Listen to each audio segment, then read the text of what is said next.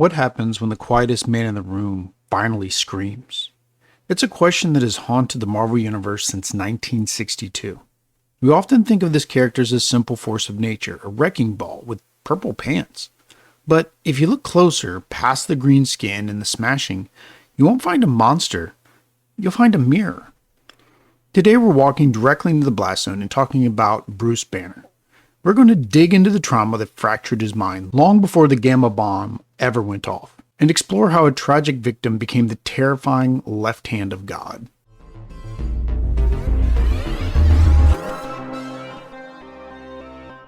Welcome back to Marvel Echoes Resonance. I'm your host Will, and today we're tackling the big one.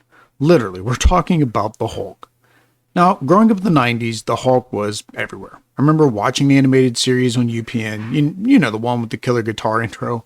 It painted the Hulk as this wandering tragedy, constantly hunted, and of course, if you're a military brat like me, you kind of grew up with the reverence of the atomic age aesthetic. But the deeper I dug into the comics as an adult, the more I realized that Stan Lee and Jack Kirby didn't just create a superhero. They created a modern horror story about repression. Let's rewind to 1962. The Cold War was freezing everyone's blood. The world is terrified of the bomb. And into this anxiety steps Dr. Bruce Banner. He isn't a super soldier like Steve Rogers. He's a nuclear physicist, building a weapon designed to end populations. The origin story is legendary, but let's take a look at the specific choice Banner makes. He's out there in the desert testing the G-bomb, and he sees a teenager, Rick Jones, driving into the testing zone on a dare. Banner runs out to save him. He throws Rick into a trench, but Banner doesn't make it. He gets hit with the full concentrated fury of the gamma radiation. Now, here's the echo we need to focus on. The bomb didn't create the monster. The bomb just opened the door. See, Bruce Banner suffers from dissociative identity disorder, or DID. This stems from a horrific childhood of abuse by his father, Brian Banner. Bruce learned very early on it wasn't safe to be angry or to be himself. So, he fractured. He created mental walls to hold the pain back. When the gamma bomb went off, it gave those fractures a battery. It gave the ghost in his head a body. This is what makes the Hulk so fascinating. He isn't one thing. He is a system of alters, and each one represents a survival mechanism for Bruce. First, you have the Savage Hulk. This is the Hulk smash version we all know. Green skin, simple speech. Psychologically, he's the abused child. He has the emotional maturity of a toddler, but the strength of a god. He just wants to be left alone because the world keeps hurting him. When he throws a tank, it's basically a tantrum put on a nuclear scale. As a father with a almost 2-year-old, I know what that feels like. Then you have Joe Fixit, the Grey Hulk. We touched on this vibe back in episode 15 when we talked about General Ross and his obsession with, well, order. Joe is the complete opposite. He's the rebellious teenager. He's the id of Bruce. He represents everything Bruce wouldn't let himself have. Money, women, respect. Joe isn't the strongest, but he's the meanest. He fights dirty. But let's get deeper. For a long time, we thought Professor Hulk, which is the merged smart version, was a cured Bruce Banner. But it turns out that was just another mask. An idealized self that Bruce created to pretend he was okay. And it really makes you wonder about that MCU version we see running around. And then you have the World Breaker. This is the Hulk from the Planet Hulk and World War Hulk storylines. If Savage Hulk is a child throwing a fit, the World Breaker is a general declaring war. This alter was born from the tragedy of losing his wife, Sierra, on the planet Sakaar. He represents cold, focused, military-grade rage. He's not lashing out blindly. He's holding the world accountable. But we can't talk about the Hulk without talking about the Devil Hulk. For years, this persona was locked away, thought to be pure evil. But in the recent Immortal Hulk era, which, if you haven't read, you really need to go buy right now, we learned the truth. The Devil Hulk is the protective father. He's the monster who loves Bruce. He's the one who says, I will destroy the world before I let it hurt you again. This era also introduced the concept of the Green Door.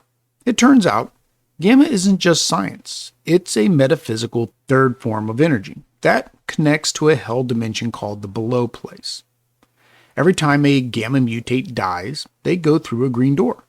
This recontextualizes the Hulk from a mistake of science into something theological.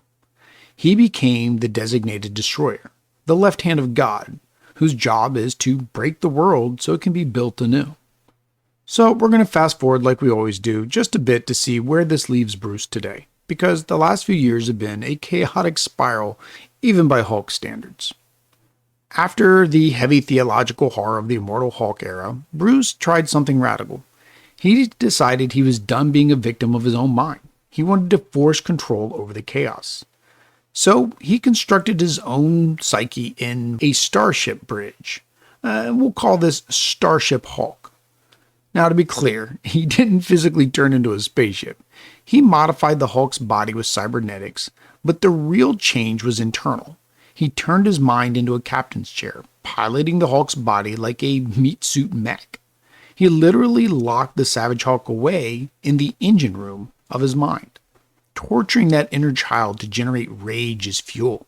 It was brutal. It was desperate. And he used this control so that he could launch himself through an interdimensional wormhole, trying to leave this reality behind. But, you know the old saying, wherever you go, there you are. The extreme pressure of piloting the Hulk like a machine created a monster, Titan. Think of Titan as the Hulk's Hulk, a towering kaiju-sized manifestation of the Hulk's own repressed rage. It was a rushing nesting doll type of horror that proved no matter how far you fly or how tight you lock the mental doors, you can't outrun your own psyche.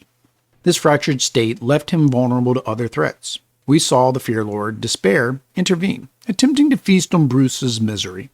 Despair tried to exploit those cracks in the system, manipulating Bruce's trauma for his own power, pushing the integration of the alters to the breaking point. Eventually, this chaotic journey led back to the one place where he was once king, Sakaar En Nevo. But this wasn't the planet he remembered. Bruce had to confront the literal echoes of his past rule, realizing you can't just smash a kingdom into existence and expect it to stay fixed. Right now, in the current From the Ashes era and going into 2026, Bruce is back on Earth, wandering the lonely roads again. He's dealing with the Age of Monsters and the Eldest. But the dynamic has shifted. He's carrying the weight of Titan, the memories of the Green Door, and the scars of Sakaar. He is a drifter protecting the world that is terrified of him, acting as a buffer between humanity and the things that go bump in the night. It's tragic, but in a way, it's also beautiful. Bruce Banner spent his whole life trying to cure himself, only to realize the sickness was the only thing keeping him alive. So I'll leave you with this question. Do you think the Hulk is truly a separate entity, or is he just the only honest part of Bruce Banner? Is the monster the man, or is the man the mask? I'd love to hear your thoughts on take on this psychological system. Let me know your thoughts in the comments below.